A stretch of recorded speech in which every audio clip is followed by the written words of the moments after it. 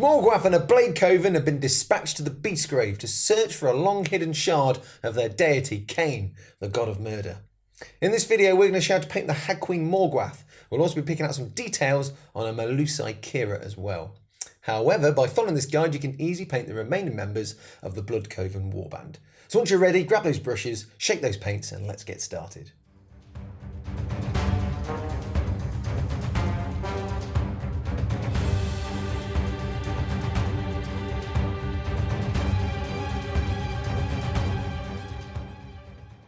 Before we begin painting, the first thing we'll need to do is undercoat the model. As you can see here, Morgwath has been undercoated with Corax White, which is perfect for all the colours we're going to be applying in this video.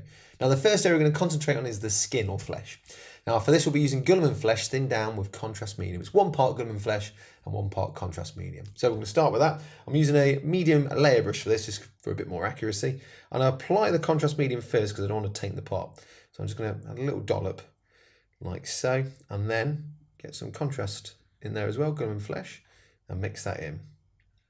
Now it's slightly thinned down, so all I'm going to then do is mix that together like you can see here, and then just load the brush up. Now the key thing here is just to give the brush a couple of twists, just to maintain a nice point to it once we've done that, because there is quite a fair bit of contrast medium and contrast paint inside that bristle, so it will start to lose its point. So all I'm going to do is then just slowly pick out any skin details like that.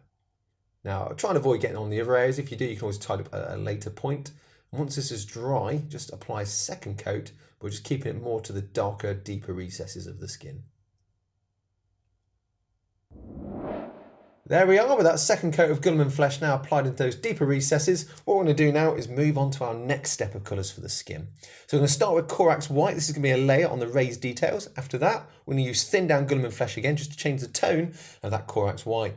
And then we'll finish off with a final highlight on the extremities of using a pallid witch flesh. But first of all, let's start with that Corax White. So all I'm going to do is just get a dollop or two, a little bit of water, a little bit more paint on there as well. That's better. And again, key as always is just make sure you get a nice pointy brush. I'm just using a small layer brush for this because it gives me a nice point. There's obviously some small detail too. Once we're happy with that, we're then ready to start picking out those raised details. So we're kind of treating it like a layer, like I said. So all I'm going to do is just start picking out things like on the face, like the nose and stuff, the cheeks, some of the details on the legs. With the Corax White now layered up, what we're going to do now is just use Guilliman flesh thinned down with contrast medium, very similar to how we did when we first started. And all we're doing here is just knocking back some of that Corax White so it's not as stark. Just gives you a bit more mid-tone and dark shade in there as well. There we are with that thinned down contrast now applied and dry. We're just going to finish off by using pallid witch flesh as like a final highlight on the extremities. So things like nose, cheeks, knuckles, those kind of areas. Don't go too mad. And take your time. And there we are with the skin now done. We're going to move on to our next area, which is the red detail. So this is areas like the corset, the robes, and the blood in the goblet. Now we'll start by using corn red as a base coat. We'll move on to flesh tearers red after that, keep it into the recesses, pretty much like a shade. Then we'll do any tying up we need to using corn red. Then we'll be using Wild Rider Red as our first highlight and then finish off with Bestigor Flesh, mainly on the robes. But first of all, let's start with that corn red. So I'm going to keep to my small layer brush here. Just get a couple of dollops of corn red, a little bit of water so it's not too thick and goopy. Mix it in together, and then obviously, as always important, make sure we have a nice point to our brush. Just add a little bit more water to that, just make it flow better. That's better. And get a nice point. And then we're going to start by picking out those red areas. So like I said, you've got the goblet here, so I'll probably pick that out, but you've got the corset and the robes. Just take your time. Now if you do find you do splodge maybe on the skin, you probably have to go back, do some tying up with Corax White, and then reapplying your Guilliman flesh. Just take your time. There we are with the corn red now base coated. We're going to use flesh tearers red. We're going to start running this into the recesses. Don't worry if you get on some of the raised areas because we'll be tying up in a moment or two anyway. Just take your time, just work your way around all those areas. There we are with the flesh tearers red now dry. What we're going to do now is pick out those raised areas just by tidying back up with corn red. So what we're aiming to do here is pick out some of those highlights, if you like, leaving all that flesh tearers red in the recesses. With the corn red now tidied, what we're going to do now is start with our first highlight, which is Wild Rider Red. So when we do this, we're just going to be picking out some of those folds on the cloth, starting at the top and just getting a little bit thinner as we go down. Try and keep it as neat as you can. If you do find they get a bit wibbly wobbly or splodge, just use your corn red just to tidy back up. There we are with the Wild Rider red now done. We're going to finish off the red by using Bestigor flesh. I'm mainly going to keep it on the robes, but if you need to or feel like you want to, you can add a little bit to some of the extremities on the corset as well. No need to go mad, it's just a little bit here and there, just where the robes are catching the light. There we are with that red now highlighted. We're going to move on to our next detail, which is black. So this is going to be the leather boots and also the shaft of a spear as well. We're going to start by using Corvus black. So what I'm going to do is just get a little bit of that on my palette, just dollop a couple of bits like so. And with base paints, it's always worth adding a little bit of water so it's not too thick and goopy. I'll just add a tiny bit more water, just so it flows a bit better. That's better. Doesn't feel as harsh on the brush when you start moving it around. So all I'm going to do now is just get a nice point to the brush, like so, by twisting it. Then we're ready to start. So I think I'll start on the boots first. So you've got some armor plates at the front. It's just the actual underneath part, which is the leather. So just take your time, work your way around. If you're not sure, just check the box art as well. There we are with the Corvus black now base coated. We're going to move on to applying the rest of the colours to that black area. So we're going to start with Nuln Oil. This is just going to swamp into those recesses to add some definition to that Corvus black. After that, once that's dry, we're going to use Dawnstone as our first highlight and follow that with a fine highlight just here and there of Administratum Grey. But first of all, let's start with the Nuln Oil. So I'm just going to get a couple of dollops. Well, in fact, that's just enough. So all I want to do here is I don't want to overload the brush too much. I still want to get a nice point. So just move that around a bit, remove some of that excess. And then we're ready to start applying that. So all I'm going to do is just start applying that over the Corvus black. You'll notice as it dries, it will just concentrate more around those recesses and in some natural depth. With the shade now dry, what we're going to do is start doing a highlight of Dawnstone. So just take your time working around like some of those fine edges. I'm just going to start on the front of the feet like so, just doing a nice little line. If you do splodge, just get some Corvus black and just tidy back up with a little bit of Nuln Oil after. There we are with the Dawnstone done. What we're going to do now is just finish off with just a little dot here and there of Administratum Grey. This is not really a necessary thing if you don't want to go this far. It's just great for characters, just add a little bit more depth to them and stand out a bit more. So all you're doing is looking for little blink points here and there, tips of things and very fine edges. There we are with the black now done. We're going to move on to the next area, which is silver. Now for this, we're going to start with a base coat of Ironhand steel. Then we're going to shade over using Nuln Oil just to add some depth to the steel. After that, we're going to use Achillean green to give it that nice bluey tinge that you see on the packaging and the heavy metal painted models. Then we'll finish off with an edge highlight of Stormhost silver. But first of all, let's start with that base coat. So I'm just going to apply a little bit to the palette. Touch of water as well. Now sometimes with metallics you might need to thin them a bit more because they can be quite thick and goopy. That's good because it means they cover really well. So I'm just going to get a nice point to the brush and then we're going to start picking out those silver details. Again, if you're not sure, you've got things like the blade, the little greaves here, and there's like little areas just on the front, like this front plate. So just take your time, work your way around, and if you're not sure, check the box. Now that our Ironhand steel is dry, we're going to start going over with Nuln Oil. So most of this will just sink into those recesses, just add a bit of depth. So just work across all those silver areas, like so. With the Nuln Oil dry, what we're going to do now is use Achillean green. I've thinned this down, 1 part contrast medium and 1 part Achillean green. All I'm doing is just concentrating again into those deeper recesses to give it a nice bit of a blue tone. Now don't worry if you splodge here and there, you can always tidy back up when we do the highlighting stage. So what I'm going to do is just rub that in. I'm not going to do it on the blade of the weapon though. All the other silver areas are going to get it apart from the blade of the weapon. With the Achillean green now dry, what we're going to do now is finish off with some highlights of Stormhost silver. So I'm just going to start on the blade first, just using the edge of the brush like so. Just working my way around that nice bladed spear. Just keep doing that. Do the other side as well. There's a few things obviously on the other areas to pick out, like the rivets and stuff. Just take your time. If you do make any mistakes, you can always just tidy back up with those other colours. There we are with the silver now done. What we're going to do now is move on to painting the gold details. Now for this, we're going to start with Retributor Armour. After that, we're going to use Cryptek Armour Shade Gloss. And then we're going to finish off with a highlight of Stormhost Silver again. First of all, let's start with the Retributor Armour. So just a couple of dollops on the palette. Nice little touch of water as well. And then we'll get a nice point because we've got some fine detail to do here. So you've got a few areas to pick. You've got the crown, just this little bit here on the actual blade, some detail around the actual goblet. And there's a lot of little bits of trim around the actual armour joints and stuff. So we'll start on the crown and just work our way down.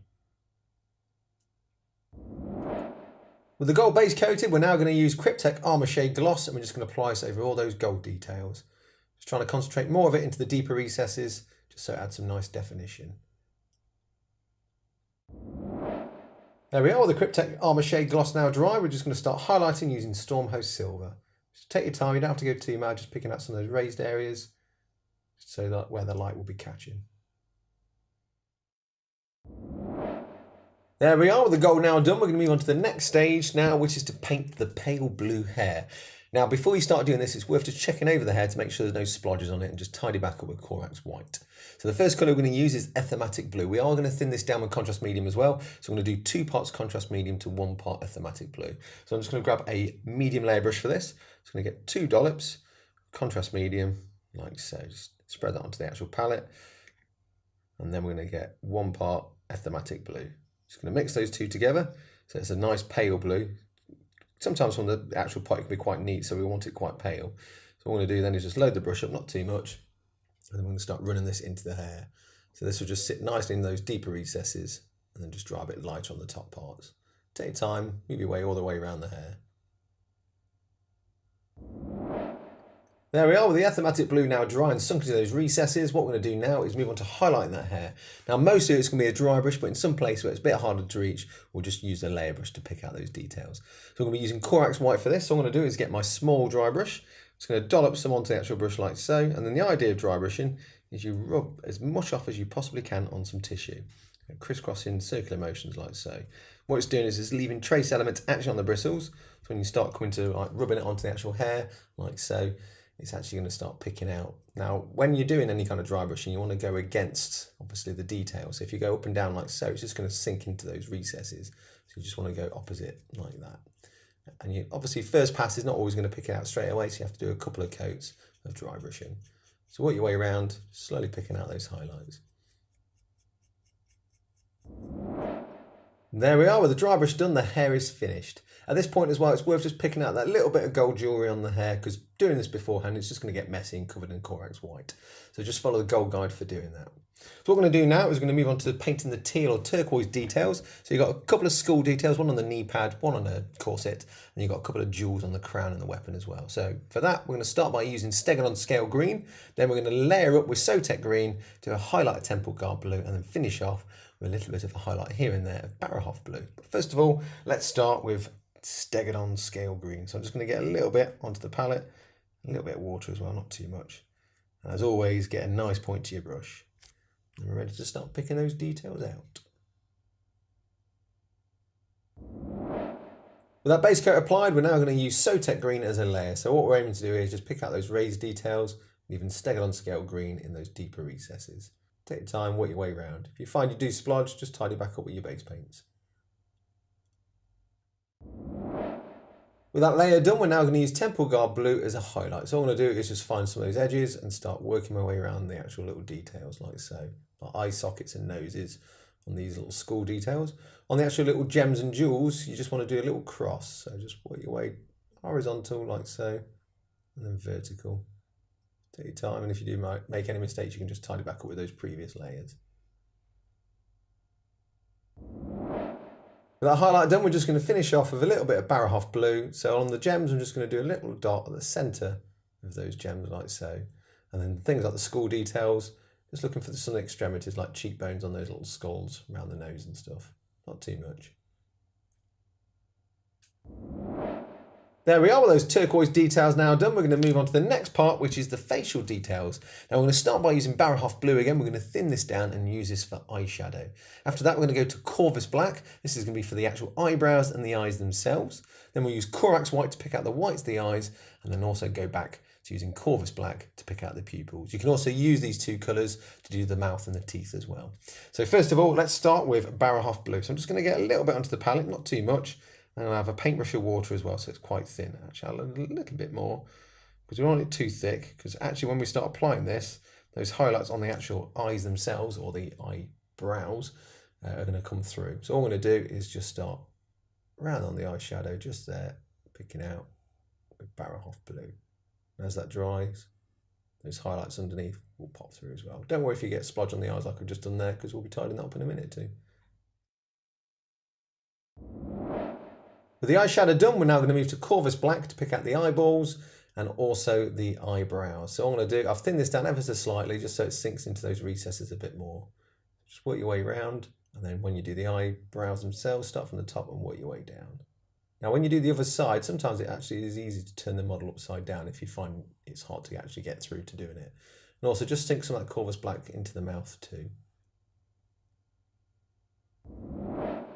There we are with the black now picked out. We're going to move to Corax White to pick out the eyeballs and the teeth.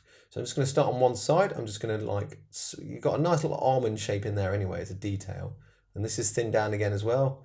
So I'm just going to slowly just build on that little almond detail that's actually in the eyeball. Any tidying up you need to do, you can always do back with Corvus Black as well. And then just pick out those teeth. There we are with the white of the eyes now picked out. If you really wanted to, you could just leave it at this point, but I'm just going to start picking out the pupils using Corvus Black. Now again, I've thinned this down.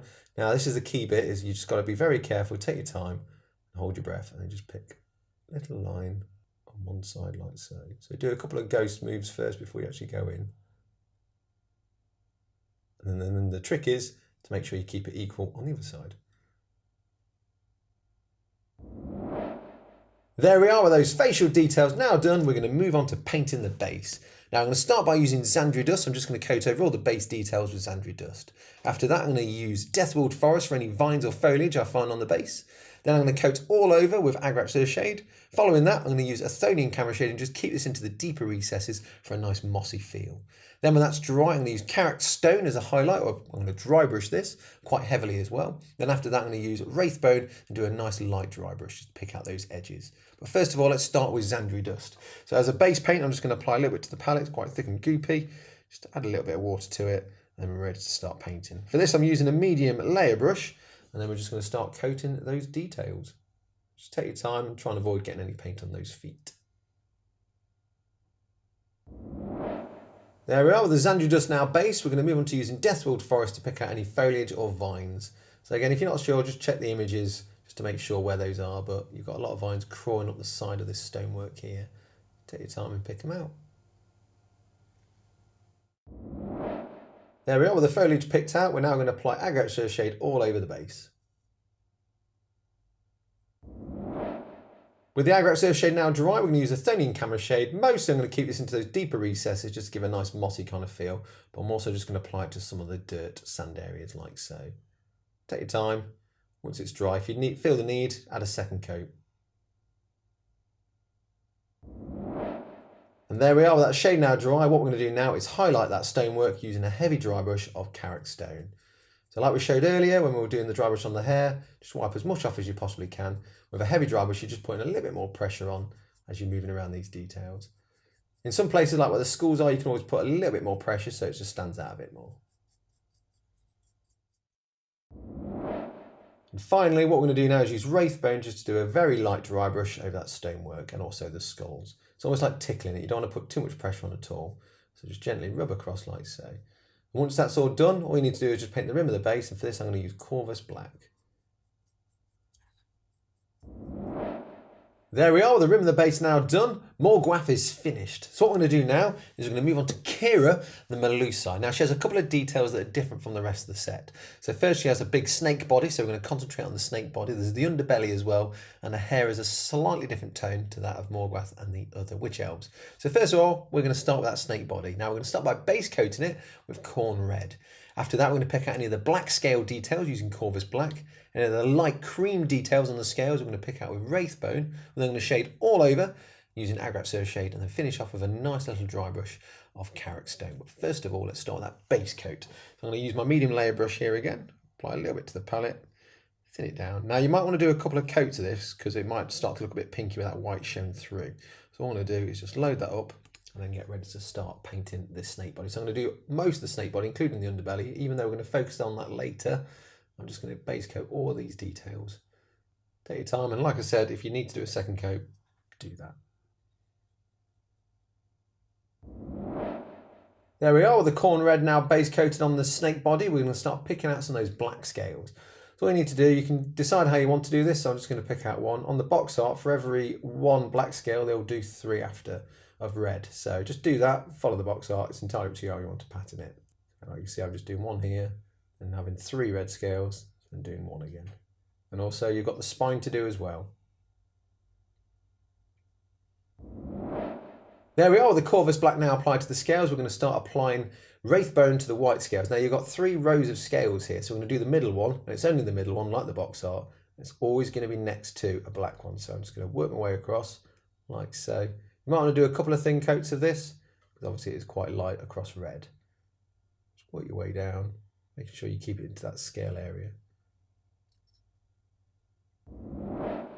With those cream scales now picked out, what we're going to do now is wash over all this red, black and white, or cream, using Agraf's Earthshade. So I'm just going to apply it all over like so, and wait for it to dry. 1 coat should be enough.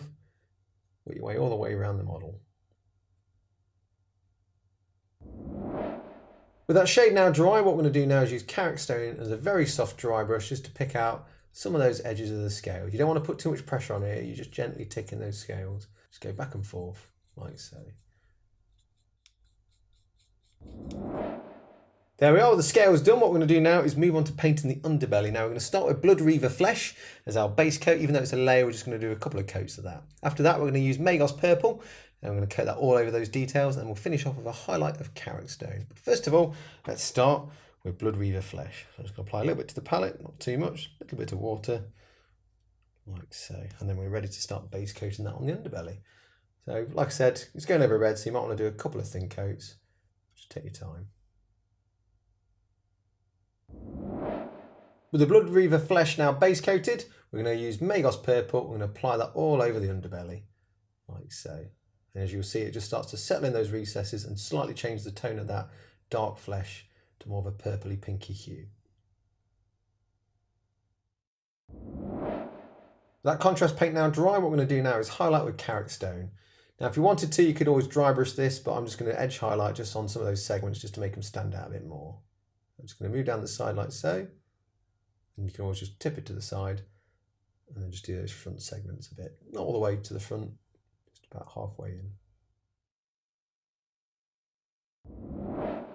There we are with the underbelly now done. The parts unique to Kira are completed. So what we're going to do now is move on to painting the pale pink hair. This is also featured on the other 2 witch elves in the set. So we're going to start by thinning down Magos Purple. We'll be using contrast medium for this, and we'll use 2 parts to 1 part Magos Purple. And after that, we're going to do a dry brush of Corax White. Before you begin doing any of this, just make sure there's no splodges on the hair and you've tidied back up with Corax White. So first of all, let's start with mixing that Magos Purple. So I'm going to get a couple of dollops, contrast medium onto my palette, like so, and then just a paintbrush of Magos Purple. Mix it together, and all we're going to do then is apply that to the hair. Again, you want to make sure it pulls into those deeper recesses and give it some nice definition. With that contrast now dry, what we're going to do now is start doing our dry brush of Corax White. So what we're going to be doing is going against the recesses, not with them, because obviously you want to keep it in the raised parts, not in the recesses. Just go back and forth, put a little bit of pressure here and there. You might want to do a second coat once you've done. Just work all the way down to the bottom of the hair.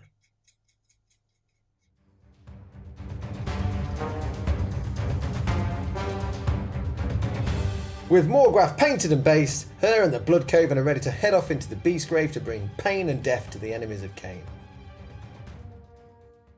And remember, by following this guide, you can easily paint all the other members of the warband as well. Now, there's a couple of things to remember when painting these models. Firstly, when using any edge highlighting, always try and keep your brush to a nice point and take your time. When doing any contrast or shades, try not to overload your brush as it can quickly run out of control. If you do find that happening, just use your brush to soak up any excess. And finally, when using metallics as well, it's always worth changing your water after, because you don't want any of those metallic flecks to contaminate your other paints. Well, I hope you've enjoyed this video. I hope you enjoyed painting your own Blade Coven warband, and we'll see you again soon. Bye-bye.